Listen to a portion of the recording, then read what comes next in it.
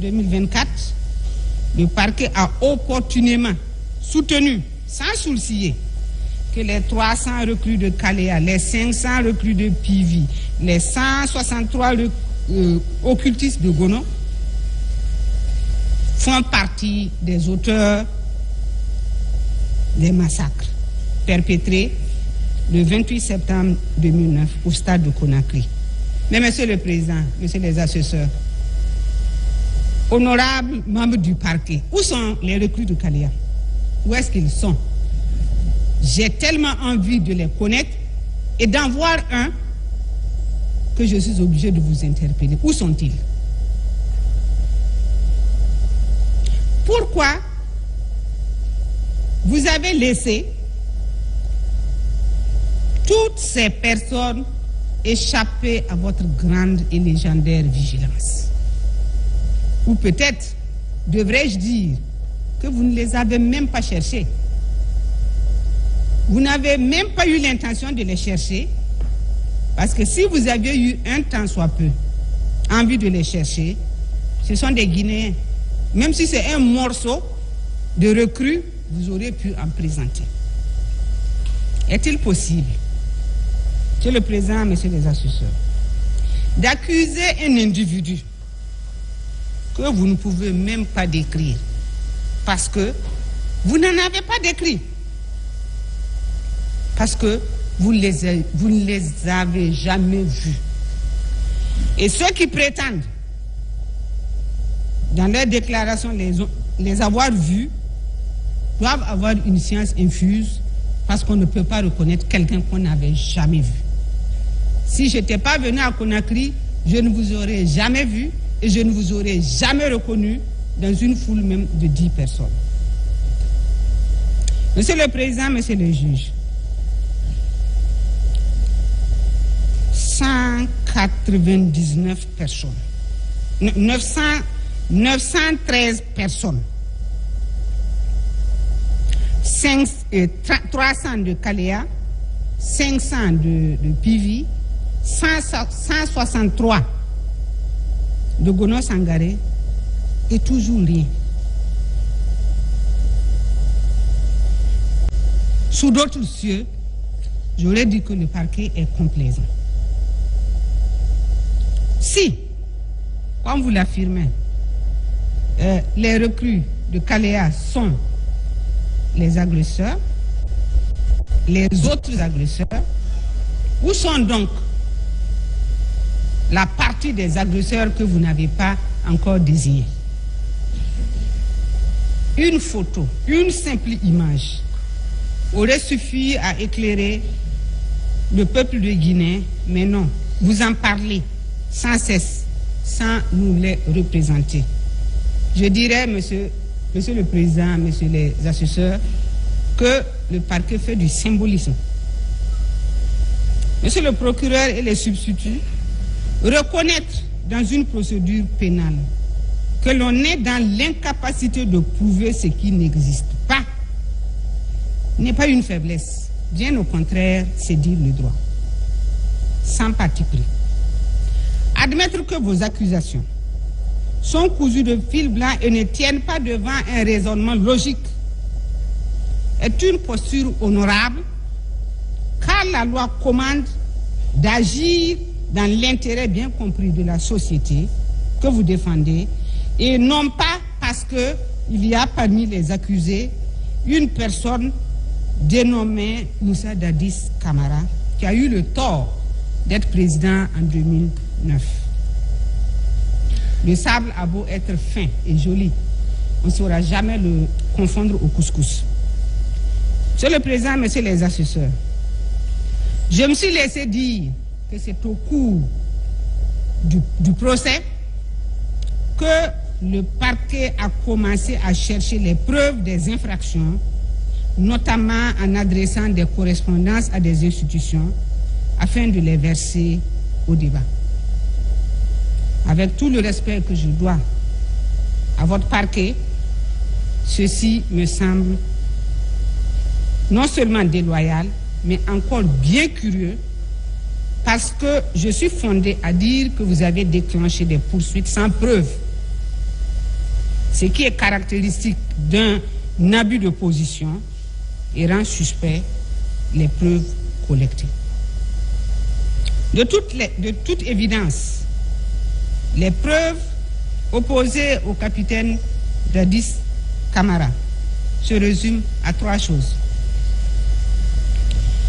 La première chose, c'est les déclarations de Toumba Diakité de Aboubakar Diakité dit Toumba, qui constituent, comme l'a si bien rappelé Maître Almami, votre sésame. Parce que vous l'avez dit, vous l'avez intitulé,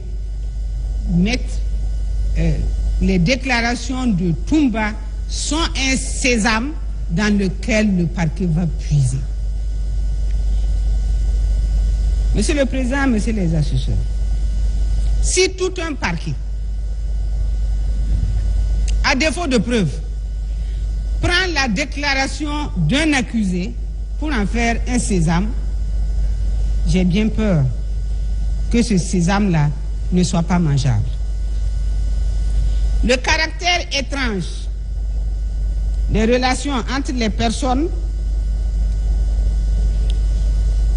à savoir Toumba Diakité Aboubakar dit Toumba, Marcel Guilabogui, C.C. Raphaël Abba et Alpha Amadou Baldé en fuite sont à scruter. Toumba, qui fulmine contre Dadis, est le protecteur de son adjoint Marcel, à qui il donne de l'argent. C.C. Raphaël, étant son garde du corps, bénéficie de ses largesses. Alpha Amadou Baldé était le secrétaire particulier de Toumba. Monsieur le Président, Messieurs les assesseurs, c'est ce qu'on appelle en droit de la collusion. C'est-à-dire des gens qui se sont entendus avec un objectif précis, et dans le cas d'espèce, ce qu'il fallait faire, c'est noyer Moussa Dadis Camara. Le deuxième pilier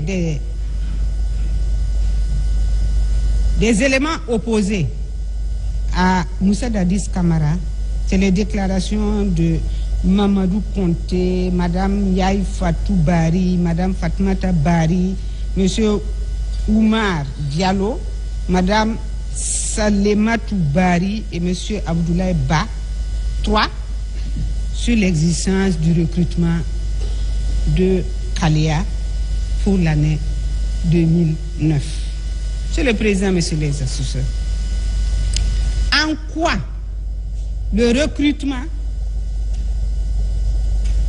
de soldats fut-il envoyé à Kaléa constitue dans votre droit positif une entorse à la loi? Les personnes dont les dépositions ont été synthétisées par le parquet ne comparaissent-elles pas devant vous, et pourquoi?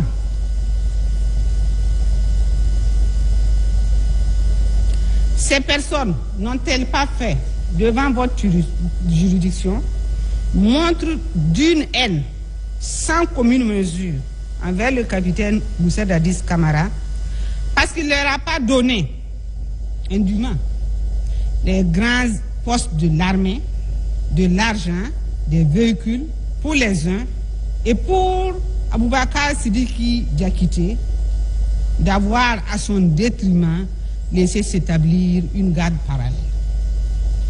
Vous vous souviendrez que à l'entame de l'interrogatoire que j'ai fait à la barre avec Aboubakar Diakité, je lui avais demandé qu'est-ce que c'était que la garde parallèle. Je me souviens encore qu'il m'a dit que cette garde parallèle, c'est lui qui l'a baptisé comme ça. Parce qu'il le sent comme ça, parce qu'il veut le caricaturer comme ça, et il faut le prendre comme ça. Mais devant vous, Monsieur le Président, Monsieur les assesseurs, on ne prend pas comme ça. On ne prend pas des déclarations comme ça. Surtout, le parquet ne peut pas se permettre de prendre des déclarations comme ça. Il faut vérifier, il faut peser, il faut sous-peser, il faut examiner pour voir la valeur probante d'une déclaration avant d'en faire un élément de preuve. Enfin, Monsieur le Président, Monsieur les assesseurs, vous apprécierez votre dossier.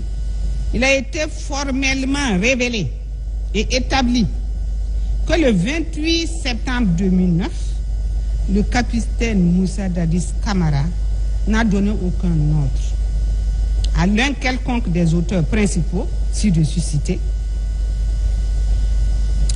Si l'expression sous son commandement peut revêtir un sens au propre comme au figuré, cela signifierait qu'il aurait donné des instructions ou ordres à l'un d'entre eux. Qui l'a confessé à cette barre? Personne. Le parquet a tenté malencontreusement de faire accroire la thèse selon laquelle Toumba Diakité aurait dit qu'il est parti au stade sur ordre de Moussa Dadis Camara. Heureusement, les archives parlent et j'ai reconsulté les passages de Toumba devant votre barre.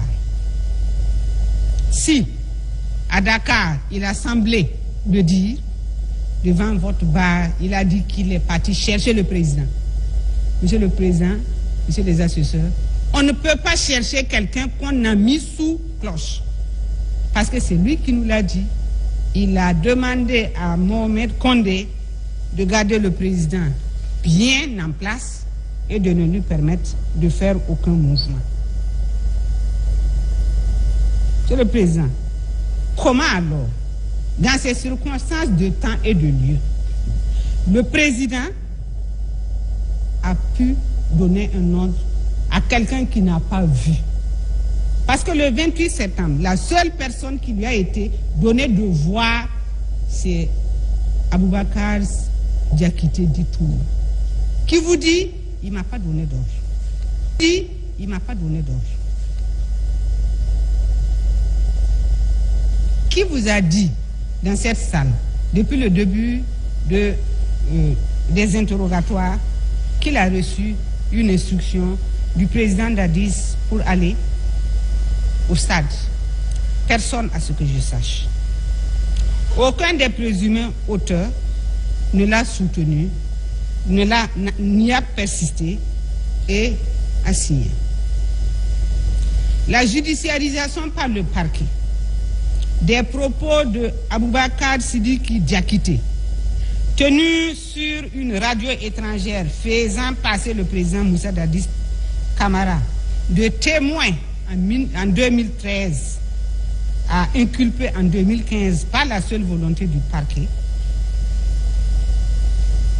est une faute. Parce que on ne saurait, en judiciarisant une interview, en faire, on ne saurait, en judiciarisant une interview, en faire un mode de preuve. Dans cette salle, Monsieur le Président, j'ai entendu des parties civiles et même le parquet dire, des témoins aussi,